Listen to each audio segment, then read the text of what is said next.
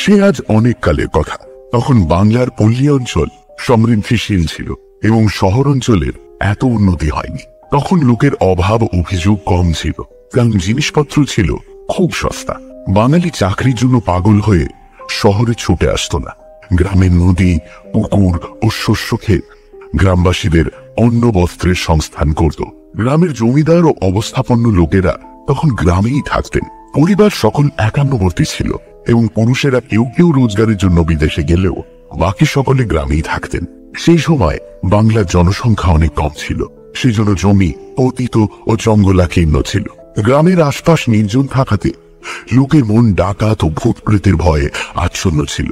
তখন গঙ্গা ময়রার মতো ভূতের রোজারা বহু রোজগার করতেন। শিকড় বাকড়ে লোকের বিশ্বাস ছিল, অবশ্য তাদের গুণ ছিল যথেষ্ট। সেই কালে আমাদের যশোর জেলার কোন এক বর্তিষ্ণু গ্রামে শ্রী দেবেন্দ্রনাথ ঘোষ বাস করত। গ্রামের নাম ছিল কল্যাণপুর, আর দেবেনবাবু ছিলেন সেই গ্রামের জমিদার। তার দুমহলা চক মিলানো বাড়ি ছিল। বাইরের মহলে ছিল জমিদার বাবুর বৈঠকখানা, নায়েব গুমস্তাদের দপ্তর এবং বাইরের কোনো অতিথি এলে তাদের থাকবার ঘর। বাইরের মহলের পর উঠোন, তারপরে অন্দর বাড়ি। বাইরের উঠোনের রথ থেকে অন্দর মহলে যাবার একটি গলিপথ ছিল, অর্থাৎ বাইরের উঠোনের অন্দরের দিকের রথ থেকে সেই গলিপথ দিয়ে অন্দরের উঠোনের রথে যাওয়া যেত। অন্দর বাড়ির মস্ত উঠোন, সেই দিকেই রান্নাবাড়ি, ভাড়ার ঘর, দাসীদের থাকবার ঘর ছিল। অন্দরের দোতলায় দেবেনবাবুর পরিবারবর্গ বাস করতেন। কল্যাণপুরের 10 মাইল উত্তরে উষা গ্রামে দেবেনবাবুর জমিদারি ছিল। এই গ্রামে নায়েব তহসিলদার ছিলেন রামচন্দ্র পাল। তার একটি মাত্র ছেলে নরেন বা নরু। সেই বছর এন্ট্রান্স পরীক্ষা দেবে। টেস্ট পরীক্ষায় উত্তীর্ণ হলে নরেন রামবাবুকে বলল, বাবা, আমাদের বাড়িতে তো মোটে 2টি ঘর, আমার পড়াশোনার বড় অসুবিধা হচ্ছে। ইউনিভার্সিটি পরীক্ষা আগে এই 2 মাস আমি যদি অন্য কোনো স্থানে থেকে পড়তে পারতাম, তাহলে আমি পাস সম্বন্ধে নিশ্চিন্ত হতে পারতাম। রামবাবু কথাটা বুঝলেন, কিন্তু হঠাৎ কোনো উপায়ে স্থির করতে পারলেন না। উষা গ্রাম ছিল খুব ছোট। গ্রামটি 3 দিকে জঙ্গল ও একদিকে ছিল প্রকাণ্ড মাঠ। যদিও এই গ্রামে কয়েক ঘর মধ্যবিত্ত গৃহস্থের বাস ছিল, কারোর এমন বাড়ি ছিল না যেখানে একটি খালি ঘর পাওয়া যায়। এই বিষয়ে চিন্তা করতে করতে জমিদার মশাইয়ের কথা রামবাবুর মনে পড়ল। দেবেনবাবু ছিলেন অত্যন্ত ভদ্রলোক ও দয়ালু। রামবাবু নিশ্চিত জানতেন যে তার ছেলেকে 2 মাসের জন্য স্থান দিতে জমিদার বাবু কখনো আপত্তি করবেন না। তিনি তার ছেলে নরুকে বললেন, বাবা, আমি তোমার থাকবার একটা জায়গা ঠিক করেছি। আজই কল্যাণপুরে গিয়ে বাবুমশাইকে অনুরোধ করবো যে যেন তোমাকে পরীক্ষার অন্তত 2 মাস তাঁর বাড়িতে রাখেন। কিন্তু বাবা, একটা কথা বলি, সেই বাড়িতে বাবুমশাইয়ের পরিবারবর্গ বাস করেন। হয়তো তারা তোমার সঙ্গে মেলামেশা করবেন, তুমি কিন্তু বাবা তাদের সঙ্গে একটু সাবধানে কথাবার্তা বলবে। তোমার 18 বছর বয়স হয়েছে, বেশি কিছু বলা তোমাকে বাহুল্য। দেখো বাবা, যে যেন আমার নরুর নিন্দে না করতে পারে। নরু বলল, বাবা, তুমি নিশ্চিন্ত থাকো। আমাদের মনিব বাড়ির মেয়েদের সঙ্গে কিরূপ ভাবে ব্যবহার করতে হয় তা আমি জানি। তাছাড়া আমি তো দিনরাত লেখাপড়া নিয়েই থাকবো, তোমার ভয় নেই। তোমার ছেলের কেউ নিন্দে করবে না। রামবাবু যা ভেবেছিলেন তাই হলো। জমিদার বাবু অতি আনন্দের সঙ্গে নরেনকে তাঁর বাড়িতে রাখতে রাজি হলেন। নরেন যে ঘরটি পেল তার দরজার সামনেই রক, তারপরেই উঠোন এবং উঠোনের অপর দিকে অন্দর মহলে যাবার রক, যেখান থেকে অন্দরের উঠোনে যাওয়ার সুই পথটি আরম্ভ হয়েছে। নরেন এই ঘরে থেকে পরীক্ষার জন্য প্রস্তুত হতে লাগলো। সে অন্দরে গিয়ে খাওয়া দাওয়া করত এবং অতি শীঘ্রই জমিদার গৃহিণী ও তার কন্যাদের স্নেহ আকর্ষণ করে নিল। নরেন ছিল শান্তশিষ্ট ও বিনয়ী, সেই জন্য সে সকলের স্নেহ ভালোবাসা আকর্ষণ করতে পারত। জমিদার গৃহিণী ও কন্যারা নরেনের সঙ্গে আপনজনের মতোই ব্যবহার করতে। এইভাবে নরেন কল্যাণপুর জমিদার বাড়িতে অধিষ্ঠিত হল। নরেন তার লেখাপড়ার একটি প্রণালী স্থির করে দিন রাত ঘন্টা কি বিষয়ে পাঠ করবে তা ঠিক করে নিল। রাতে খাওয়া দাওয়ার পরও সে ঘন্টা 2 লেখাপড়া করত। রাত ঠিক 12টা বাজলে লেখাপড়া বন্ধ করে তার ঘরের বাইরে রকে বসে হাত মুখ ধুত এবং ঘরে গিয়ে দরজা বন্ধ করে শুয়ে পড়ত। একদিন রাতে ঠিক 12টার সময় রকে বসে হাত মুখে জল দিয়ে নরেন যখন উঠে দাঁড়ালো, উঠোনের অপর দিকে অন্দরে যাওয়ার রকের দিকে তার নজর পড়ল। নরেন দেখল যে সেখানে 19-20 বছরের একটি সুশ্রী মেয়ে দাঁড়িয়ে আছে। নরেন তাকে চিনতে পারল না। সে তাড়াতাড়ি দরজা বন্ধ করে শুয়ে পড়ল। পরদিন রাত্রে নরেন পড়ছে, আর ভাবছে কে সেই মেয়েটি, অত রাত্রে রকে দাঁড়িয়ে কি করছিল, আজও সে আসবে নাকি। নরেন পড়ে আর মধ্যে মধ্যে মেয়েটির কথা ভাবে। এই দোনামোনা করতে করতে রাত 12টা বাজলো। নরেন বাইরে হাত মুখ ধুতে গিয়ে প্রথমেই ওদিকে রকের দৃষ্টি নিক্ষেপ করল। দেখলো ঠিক সেইখানে সেই মেয়েটি দাঁড়িয়ে আছে। নরেন লজ্জা পেল, কিন্তু অদম্য কৌতূহল বশত মেয়েটির দিকে চেয়ে রইল। মেয়েটিও নরেনকে এক দৃষ্টে দেখছিল। ক্রমে মেয়েটি আস্তে আস্তে নরেনের দিকে এগোতে লাগলো, যেন নরেনকে কি বলবে। ক্রমে মেয়েটি উঠোনে নেমে ধীরে ধীরে নরেনের দিকে আসতে লাগলো, কিন্তু নরেন আর অপেক্ষা করল না। তার বুক ধড়ফড় করছিল। সে তাড়াতাড়ি ঘরে ঢুকে দরজা বন্ধ করে দিল। নরেনের সে রাত্রিরে ভালো ঘুম হলো না। পরদিনও সারাদিন মনটা উচাটন হয়ে রইল। এই মেয়েটি কে? কোথাও দেখেছি বলে তো মনে পড়ছে না। এত রাত্রি সে আমার ঘরের দিকে কেন আসছিল? ওরা ভাবছিলাম বাবুদের বাড়ির কোন মেয়ে, কিন্তু তাও তো নয়। মেয়েটি কি ভালো মেয়ে নয়?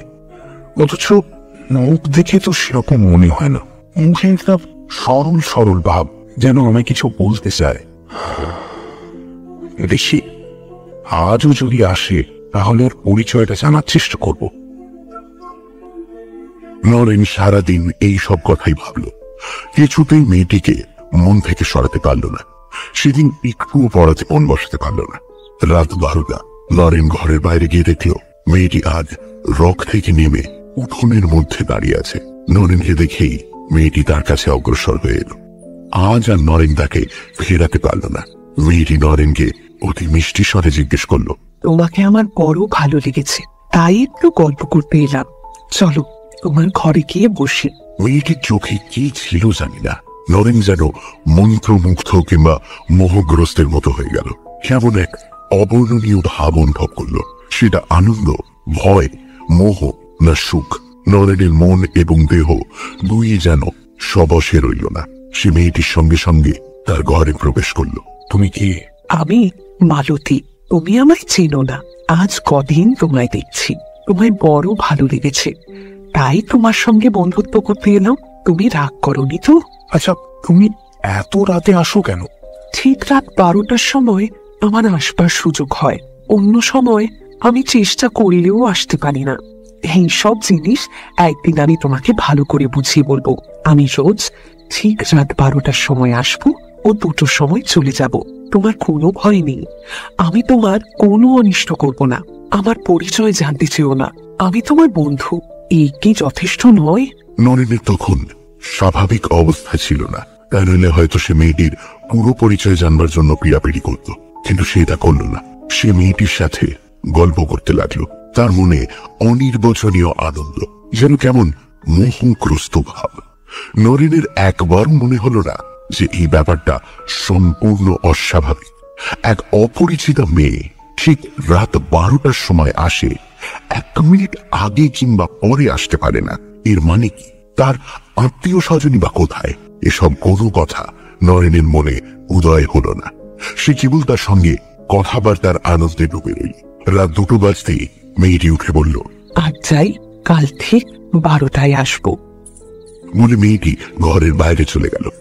নরেন প্রায় সঙ্গে সঙ্গে বাইরে গিয়ে আর মেয়েটিকে দেখতে পেল না।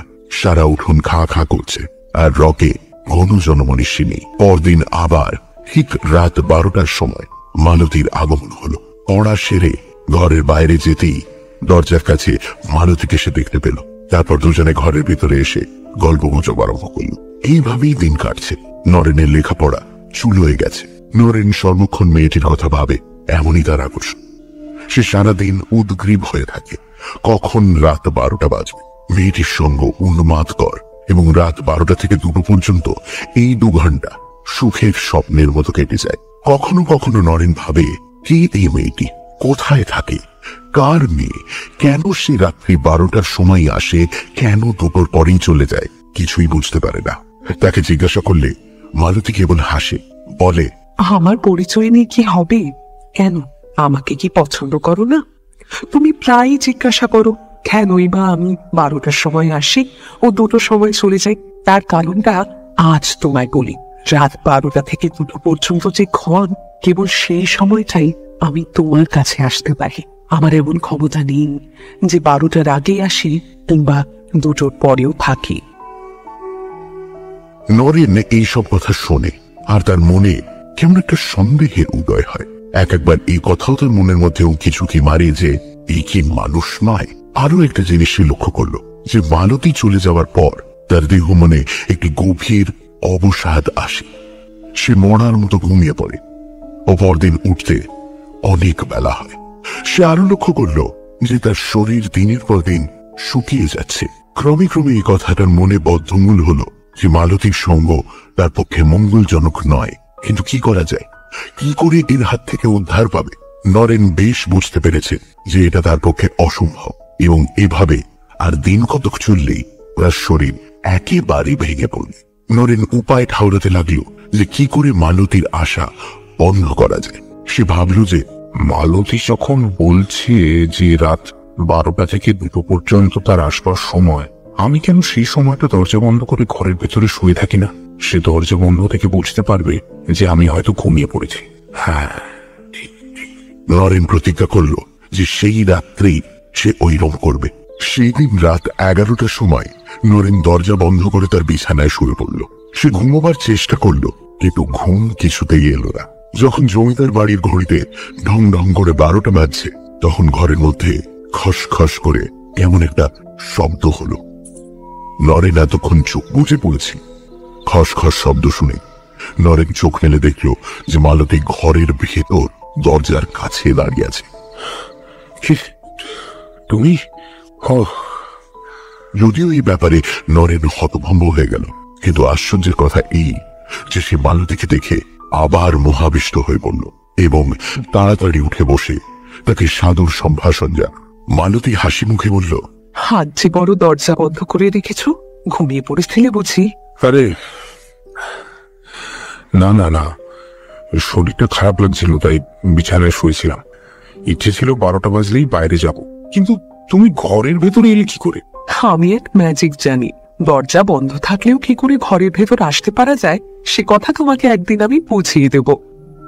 সে রাত্রে মালতী চলে গেলে নরেন এক মুহূর্তও ঘুমোতে পারল না।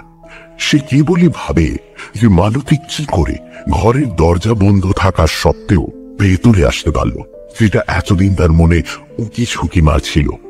এখন সেই ধারণা বদ্ধমূল হল।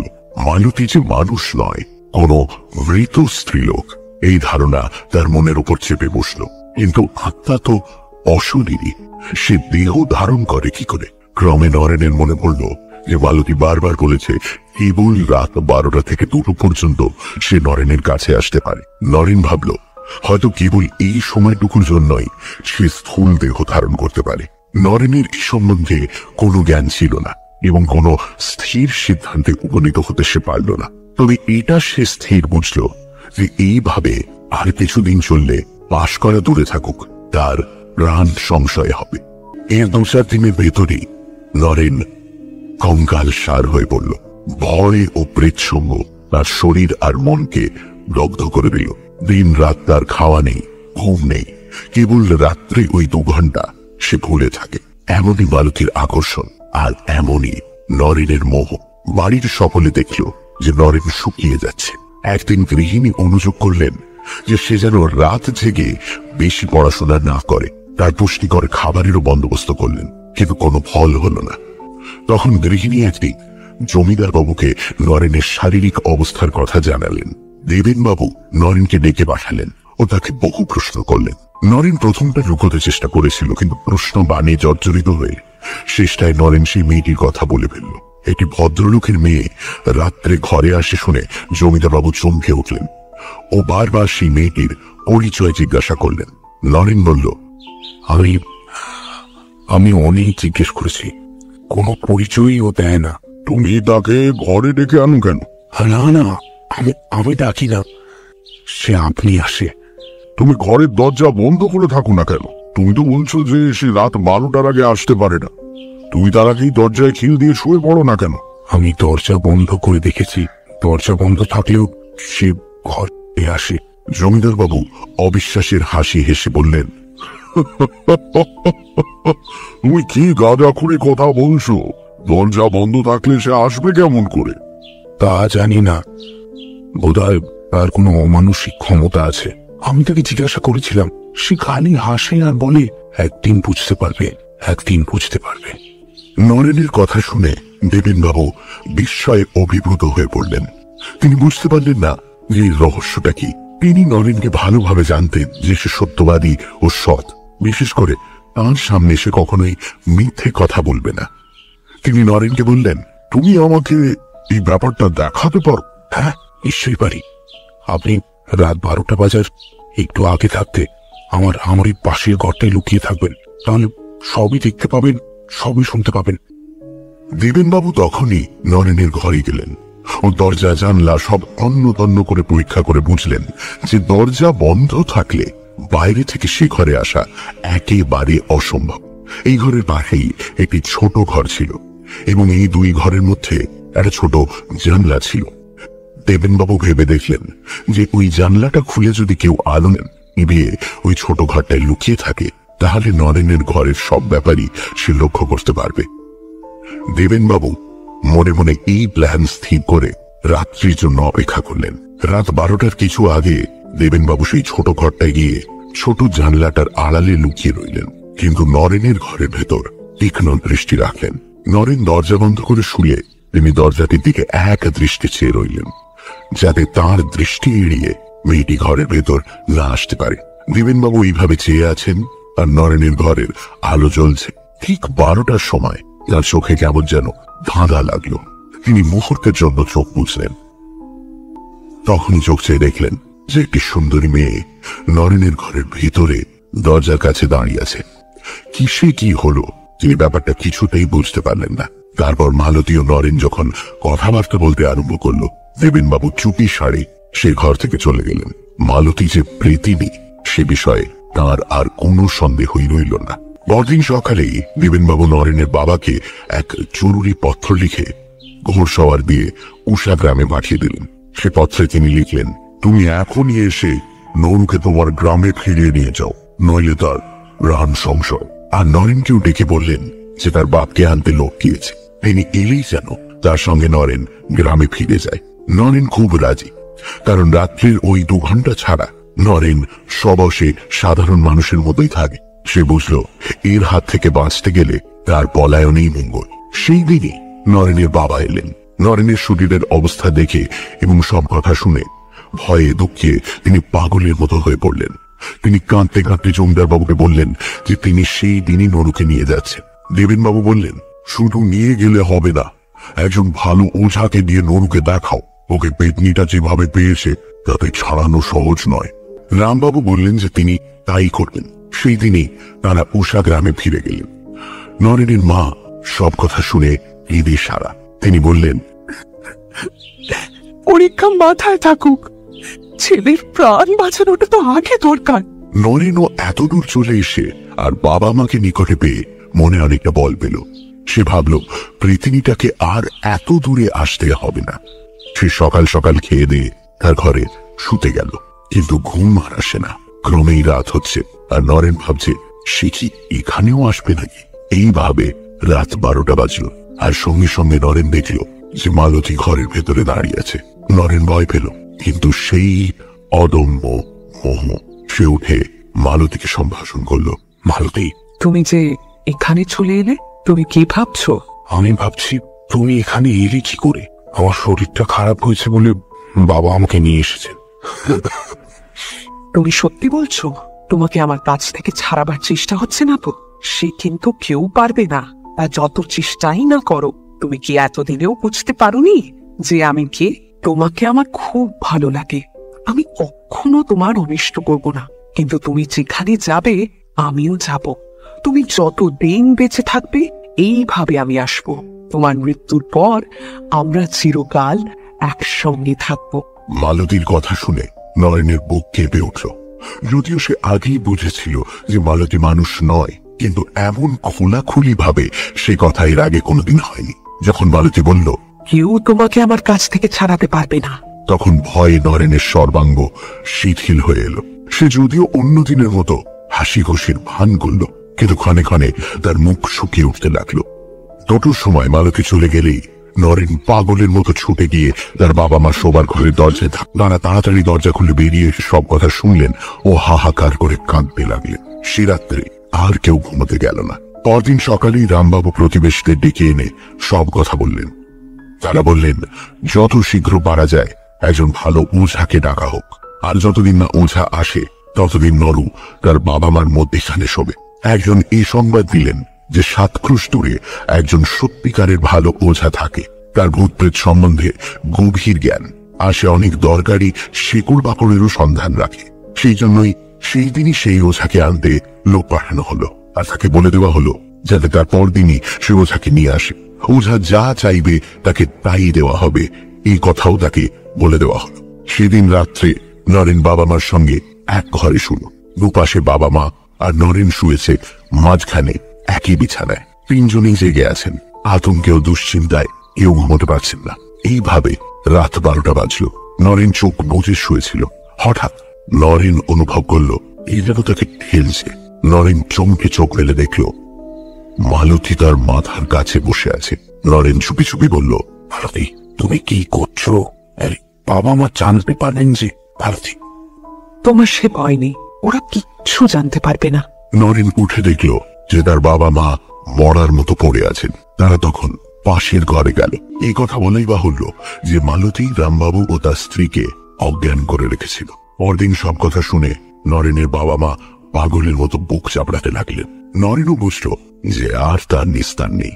আতঙ্কে ও দুশ্চিন্তায় তার শরীরের আর কিছু নেই। দেহ কঙ্কালসার, সবসময় বুক ধড়ফড় করে, মাথা ঘোরে, বহু কষ্টে হাঁটে, এমনকি বসে থাকতেও কষ্ট হয়। সবসময় শুয়ে থাকতে ইচ্ছে করে। সে ভাবছে এই অবস্থার চেয়ে মরে যাওয়াও ভালো। গ্রামের লোকেরাও দুঃখিত। সকলের শেষ আশা সেই ওঝা, যদি সে কিছু করতে পারে। সেদিন বিকেলে ওঝার আগমন হলো। সে ধীরভাবে আগাগোড়া সব কথা শুনে নরেনের শরীরের অবস্থা দেখল। ওঝা বলল যে সে একবার সমস্ত ব্যাপারটা নির্জনে ভেবে দেখবে যে এর কোনো উপায় আছে কিনা। সে স্পষ্টই বলল যে মেয়েটা যেভাবে নরেনকে গ্রাস করে বসে আছে তাতে তাকে ছাড়ানো খুব সহজ। এই বলে ওঝা এক নির্জন গাছতলায় গিয়ে বসল। 2 ঘন্টা বাদে সে ফিরে এসে বলল যে একটা উপায় সে বার করেছে, কিন্তু খুব বিপজ্জনক উপায়। সে রামবাবুকে তার আত্মীয় স্বজন এবং প্রবীণ প্রতিবেশীদের ডেকে আনতে বলল। ওঝা তাদের সামনে তার কথা বলবে এবং যদি সকলের মত হয় তাহলে নরেনের ব্যাপারের ভাগ নেবে। ওঝার কথা মতোই তখনই আত্মীয় স্বজন এবং প্রতিবেশীদের ডাকা হলো। তারা সকলেই রামবাবুর হিতৈষী এবং নরুর মিষ্ট স্বভাবের জন্য তাকে ভালোবাসেন। তারা সকলেই ওঝাকে বিশেষ অনুরোধ জানালেন যে উপায়ই হোক নরুকে যেন এই ভীষণ বিপদ থেকে রক্ষা করা হয়। ওঝা তাদের বলল, আপনারা তো নরেনবাবুর অবস্থা দেখছেন। এইভাবে চললে 1 মাসের মধ্যে ওর মৃত্যু নিশ্চিত। কেবল একটি মাত্র উপায় আছে যাতে ওকে বাঁচানো যায়, কিন্তু সেই উপায়ের আরেকটি দিক আছে, সেটাও আপনারা ভেবে দেখুন। আমার মতলব যদি সফল হয় তাহলে চিরকালের জন্য নরেনবাবু প্রেতিনীর হাত থেকে উদ্ধার পাবেন, কিন্তু যদি অকৃতকার্য হই তাহলে এক্ষুনি ওর প্রাণ যাবে। এখন আপনাদের ভেবে দেখতে হবে যে আপনারা 1 মাসের মধ্যে নরেনবাবুর নিশ্চিত মৃত্যু চান, নাকি তাকে চিরতরে বিপদ মুক্ত করতে চান, যদিও এতে আজই ওর প্রাণ যেতে পারে। আপনারা বেশ করে ভেবে আমায় জবাব দিন। রামবাবু স্ত্রী দরজার আড়ালে বসে শুনছিলেন। তিনি কেঁদে উঠলেন, অস্ফুট স্বরে বললেন, না না বাপরে, যাতে আজই আমার ছেলে প্রাণ যেতে পারে তাতে আমি কখনোই মত দেব না। রামবাবু দ্বিধার মধ্যে পড়ে গেছেন, কিন্তু তিনি পুরুষ মানুষ। তিনি ওঝার কথাটি ভালো করে বিবেচনা করতে লাগলেন। একজন বৃদ্ধ প্রতিবেশী ওঝাকে অনুরোধ করলেন সে যাতে তার সমস্ত মতলবটা ভেঙে বলে। আমি বলবো না তো, আমি কাউকে কিছুই জানতে দেব না। আমি শুধু নরেন বাবুকে যা যা করতে হবে বুঝিয়ে দেব। তবে এই সম্বন্ধে আনুষঙ্গিক ব্যাপারও কিছু আছে, তা কিন্তু আপনাদের করে দিতে হবে। এইরূপ জীবন মরণের কথায় বাপমার মতি স্থির করা খুব শক্ত। তারা একবার এদিকে ভাবেন, একবার ওদিকে। প্রতিবেশীরা তখন তাদের বোঝাতে লাগলেন, তোমরা কি চাও না যে নরেন সুস্থ শরীরে সুস্থ মনে স্বাভাবিকভাবে বেঁচে থাক? দিন কতকের মধ্যে ওর প্রাণ তো যাবেই। এরকম ভাবে দিন কতক বেশি বেঁচে থেকে লাভ কি? আমাদের মত হচ্ছে ওঝার কথা মতো চলা। যখন আর কোনো উপায় নেই তখন এই উপায় আমাদের নিতে হবে। যদিও কথাটা তারা বুঝলেন, তবুও মা বাবের মন রামবাবু আর তার স্ত্রী দোনামোনা করতে লাগলেন। যে কাজে আজই ছেলের মৃত্যু হতে পারে এমন করে তারা তাতে মত দেন। কিন্তু নরেনই এ সমস্যার সমাধান করে দিল। নরেন বলল যে তার বর্তমান অবস্থায় সে একদিনও বেঁচে থাকতে চায় না। সে ওঝাকে পরিষ্কার বলল, আপনি আমাকে বাঁচাতে পারেন তো ভালো, নয়তো আজই আমার জীবন শেষ করে দিন। আমি এ নরক যন্ত্রণা আর একটা দিনও সহ্য করতে পারছি না, আমি পারছি না। তোমরা কিছু করো, মানা করো, এইসব কেন বলছে আমার ছেলে? নরেনের বাবা মা কাঁদতে লাগলো, তার আত্মীয় স্বজনরা বোঝাতে লাগলেন। বাবা গো। শেষে সর্বসম্মতিক্রমে স্থির হলো যে ওঝার উপর সম্পূর্ণ ব্যাপারটা ছেড়ে দেওয়া হোক। সে বলল, আজ তো সন্ধে হয়ে গেছে, আজ আর কিছু হবে না। আর একটা রাত্রি নরেনবাবু এইভাবেই থাকুন। কাল আমি এই ব্যাপারে একটা হেস্তনেস্ত করব। তবে এখানে হবে না, যেখানে নরেনবাবুর সঙ্গে তার প্রথম দেখা হয়েছিল সেইখানে যেতে হবে। শেষকালে স্থির হলো ওঝা ও নরেন রামবাবুর সঙ্গে পরদিন সকালে কল্যাণপুরে জমিদারের বাড়িতে যাবে। সে রাত্রে মালতী নরেনকে বলল, তোমায় আগেও বলেছি, এখনো বলছি যে কেউ তোমাকে আমার হাত থেকে কেড়ে নিতে পারবে না। আমি কখনো তোমার কোনো অনিষ্ট করব না। তুমি আগে যেখানে ছিলে সেখানে ফিরে যাও। আমার এখানে আসতে কিছু কষ্ট হয়। বেশ, তাই হবে। কালই আমি কল্যাণপুর ফিরে যাব। পরদিন কল্যাণপুরের জমিদার বাড়িতে রামবাবু, নরেন ও ওঝা উপস্থিত হলো। ওঝা দেবেনবাবুকে বিষয়টা বুঝিয়ে দিল এবং বলল, আপনাকে কিছু সাহায্য করতে হবে আমার। দেবেনবাবু খুব আগ্রহের সঙ্গে সব কথা শুনলেন আর বললেন, তুমি যা চাও করো, নুরু আমার ছেলের মতো। তাছাড়া মনুষ্যত্বের দিক দিয়েও এই পৈশাচিক ব্যাপারে যাতে অবসান হয় তাতে আমি সর্বপ্রকার সাহায্য করতে বাধ্য। না না, আপনাকে বেশি কিছু করতে হবে না। আপনি শুধু নরেনের ঘরটি খুব ভালো করে সাজিয়ে দিন। ঘরটি ছেড়ে মুছে তক্তপোষ সরিয়ে সেখানে একটি খাট পেতে দিন। আর ঘরটি আর বিছানাটি নানা রকম ফুল ও মালায় সজ্জিত করুন তো। সব বন্দোবস্ত কিন্তু সন্ধ্যের মধ্যেই শেষ করতে হবে। এতে আর কষ্ট কি, সন্ধ্যের মধ্যে এই বন্দোবস্ত হয়ে যাবে। রাত 10টার সময় ওঝা নরেনকে নিয়ে সেই ঘরে ঢুকে দরজা বন্ধ করে দিল। সেখানে ওঝা নরেনকে তার মতলবটা ভেঙে বলল আর খুব ভালো করে নরেনকে বুঝিয়ে দিল তাকে কি করতে হবে আর কি বলতে হবে। শেষকালে ওঝা বলল, নরেনবাবু, আপনার জীবন এখন আপনার হাতে। ভূতনাথ মহাদেবের কাছে প্রার্থনা করি যে তিনি আপনার বুকে বল দিন। রাত্রি 12টার কিছু আগে ওঝা ঘর থেকে বেরিয়ে গেল। ঠিক রাত 12টায় মালতীর আগমন হলো। নরেন খুব আগ্রহের সঙ্গে তাকে আহ্বান করলো এবং সাজানো খাটে বসতে বলল। আজ এ কি ব্যাপার? এমন খাট, এত ফুলের মালা, এ কার জন্য? কেন, তোমার জন্য। আর তার পুরস্কারও তো পেলাম। এর আগে তো কখনো তুমি দুবার আসনি। দুবার মানে? আমি আবার কখন এলাম? সে কি, তুমি এর মধ্যে ভুলে গেলে? তুমি রাত 10:30টার সময় এলে আর বললে যে তুমি ফুল নিয়ে সাজানো ঘর দেখে আজ আগেই এসেছো। আমার সঙ্গে ফুল নিয়ে, মালা নিয়ে কত কাড়াকাড়ি করলে। এ দেখো না, বিছানাতে ছেঁড়া মালা, ছেঁড়া ফুল পড়ে রয়েছে। এই তো 15 মিনিট হলো তুমি গেছো, এর মধ্যে সব ভুলে গেলে? ভুলে গেছো না আমার সঙ্গে তামাশা করছো? হ্যাঁ। নরেনের কথা শুনতে শুনতে মালতীর হাসি মিলিয়ে গেল। মুখ হলো অসম্ভব গম্ভীর আর চোখ দিয়ে আগুন বেরোতে লাগলো। তুমি আমার সঙ্গে ছলনা করছো না তো? আমার কাজ শুয়ে বলো তো, আমি আজ রাত্রিবেলা আগেও এসেছি কিনা? নরেন তখনই তাই করল। মালতী আর কোনো কথা না বলে এক মনে ভাবতে লাগলো। মালতীর মুখের সৌন্দর্য গেছে মিলিয়ে, মুখ রাগে কালো হয়ে গেছে আর থমথম করছে। কিছুক্ষণ পরে মালতী নরেনকে বলল যে এর আগে সে আসেনি, আর কেউ তার মতো সেজে এসেছিল। নরেন যেন কত দুঃখ আর ভয় পেয়েছে, এইভাবে বলল, মালতী, যদি তাই হয়ে থাকে তবে তুমি তার হাত থেকে আমাকে বাঁচাও। আমাকে বাঁচাও মালতী। আমার তোমাকেই ভালো লাগে আর তোমারই বন্ধুত্ব আমার চাই। যদি আর কেউ এভাবে আসে তাহলে আমি আর বাঁচব না মালতী। যে করে হোক তুমি আমাকে এই ঘোর বিপদ থেকে বাঁচাও মালতী। আমাকে বাঁচাও মালতী। মালতী কিছুক্ষণ গভীরভাবে চিন্তা করে বলল, এর একটা উপায় আছে, কিন্তু তাকে তুমি পারবে? আমাকে সম্পূর্ণ বিশ্বাস করতে পারবে কি? আমি কে তা তো তুমি জানো। এই গভীর রাতে আমার সঙ্গে এক জায়গায় যেতে পারো? নরেন বুঝল যে এতক্ষণে তার জীবনের সবচেয়ে সংকটময় মুহূর্ত উপস্থিত হয়েছে। তার হাত পা ঠান্ডা হয়ে গেল এবং বুকের মধ্যে কেমন করতে লাগলো। সে কষ্টে হেসে বলল, তোমার সঙ্গে যাবো তাতে ভয়টা কি, কিন্তু তুমি কি করতে চাও সেটা আমাকে বুঝিয়ে বলো। এখান থেকে 2 মাইল দূরে উত্তর দিকে যে জঙ্গলটা আছে সেখানে তোমায় নিয়ে যাব। সেখানে এক জায়গায় এক রকমের লতাকে শেষা আছে। সেই লতার শিকড় তোমাকে আনতে হবে। তা তুমি নিজেই নিয়ে এসো না, তুমি তো সব জায়গায় যেতে পারো। বাইরে কি প্রচন্ড মেঘ করেছে দেখেছো? আর তুমি তো জানো আমার হাঁটতে বেশ কষ্ট হয়। আমি যদি আনতে পারতাম তাহলে কি তোমাকে কষ্ট দিই? আমি সে লতা গাছের কাছেও যেতে পারি না। তোমাকে সে শিকড় আনতেই হবে। সেই শিকড় দিন রাত তোমার হাতে বেঁধে রাখতে হবে। ঠিক রাত 12টার সময় সেই শিকড় খুলে অন্য ঘরে তফাৎ করে রেখে আসবে। আর রাত 2টোর সময় আমি চলে গেলে আবার পড়ে থাকবে। কেউ আর তোমার কাছে আসতে পারবে না। নরেন আর কিছু বলল না এবং তারা দুজন ঘর থেকে উঠোনে নাম। ক্রমে উঠোনের বাইরে এসে গ্রামের উত্তর দিকে যেতে লাগল। আকাশ গভীর মেঘাচ্ছন্ন, মধ্যে মধ্যে বিদ্যুৎ চমকাচ্ছে। পল্লী পথ জনহীন। নরেনের সঙ্গী কেবল মালতী। সে মানুষ নয়, নরেন জানে। শুধু তাই নয়, নরেন দুর্বল বলে মালতী তার হাত ধরে আছে।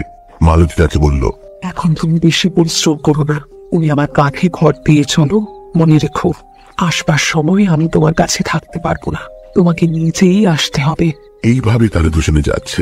গ্রাম্য পথ ছেড়ে তারা ধান ক্ষেতের দিকে গেল এবং সরু আলের উপর দিয়ে যেতে লাগল। গভীর অন্ধকারের মধ্যে মধ্যে বিদ্যুতের আলোতে নরেন পথ দেখতে পাচ্ছে। অন্য সময় সম্পূর্ণ বালতির উপর নির্ভর। ক্রমে তারা নদীর ধারে পৌঁছল। সামনেই শ্মশান, যার নাম কালা পেড়ের দেয়ার। কটি তেঁতুল গাছ দৈত্যের মতো দাঁড়িয়ে রয়েছে। নির্জন স্থান। নরেনের বুক সবলে স্পন্দিত হতে লাগলো, কিন্তু ওঝার কথা তখন তার কানে বাজছে। নরেন বাবু, আপনার জীবন আপনার হাতে। ভূতনাথকে স্মরণ করবেন, কোনো ভয় নেই। এইবার জঙ্গল আরম্ভ হলো। এখান থেকে আর পথ নেই। পৃথিবী যেদিকে নিয়ে যাচ্ছে মানুষ সেদিকেই যাচ্ছে। একটু পরে ডান দিকে একটা বড় অশ্বত্থ গাছ দেখা গেল। মালতী নরেনকে ছেড়ে দিয়ে বলল, ওই গাছটার ওপারে আগাছার জঙ্গল আছে। সেখানে গোটা কতক লতানো গাছ আছে। তারই একটা শিকড় শুদ্ধ তুলে নিয়ে এসো। তোমাকে একলাই যেতে হবে। পৃথিবী নির্দেশ মতো নরেন অগ্রসর হয়ে গেল এবং সেখানে কয়েকটি লতানি গাছ দেখতে পেল। মূল শুদ্ধ একটি লতানি গাছ তুলে নিয়ে নরেন পূর্ব স্থানে ফিরে এলো, কিন্তু মালতীকে সে স্থানে দেখতে পেল না। সে ভয়ে কম্পিত স্বরে ডাকল, মালতী, মালতী, মালতী। প্রায় 50 হাত দূর থেকে মালতী জবাব দিল, আমি এখানে আছি। এখন তো মেঘ খানিকটা কেটে গেছে এবং অল্প চাঁদের আলো ফুটেছে। আমার সাদা কাপড় তো তুমি দেখতে পাচ্ছ। আমি এগিয়ে যাচ্ছি, তুমি পেছন পেছনে এসো।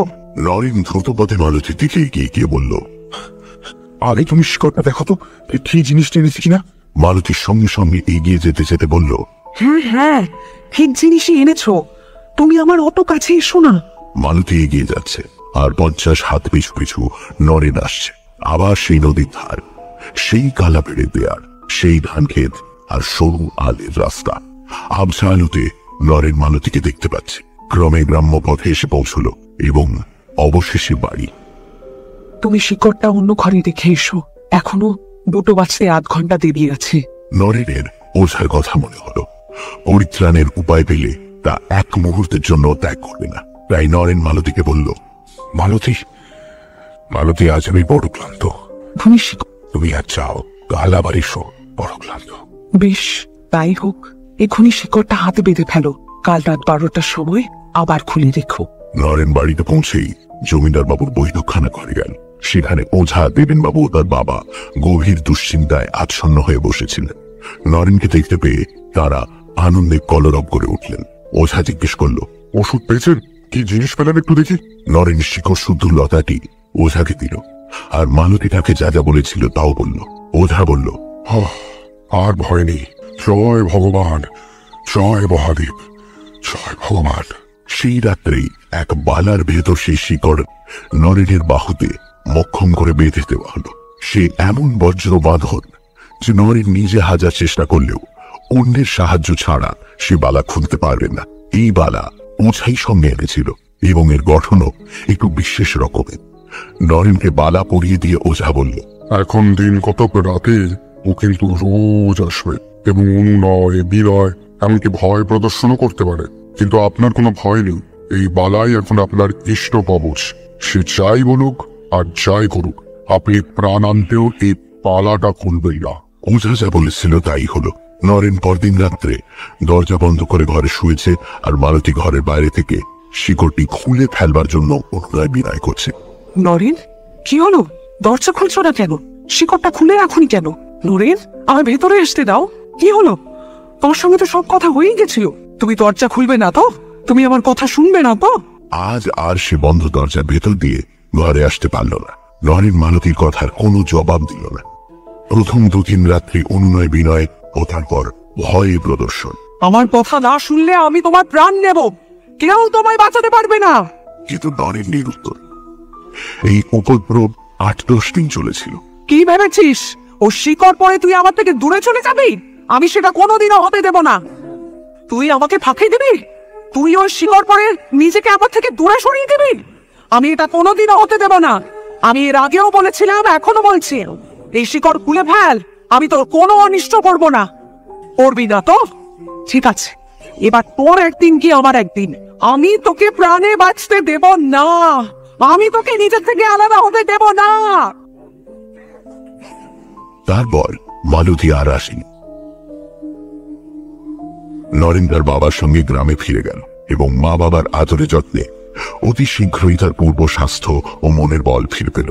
নরেনের আনন্দ, মা বাবার আনন্দ, আত্মীয় স্বজনের আনন্দ, প্রতিবেশীর আনন্দ, জমিদার বাবু ও তার পরিবার বর্গের আনন্দ, আর সবচেয়ে বড় আনন্দ হলো ওঝার। শুধু যে সে একটি অমূল্য জীবন রক্ষা করেছে তাই নয়, সকলের কৃতজ্ঞতা ভাজানো হয়েছে। শুধু তাই নয়, জমিদার বাবু তার কোঁচর টাকায় ভরে দিয়েছিলেন।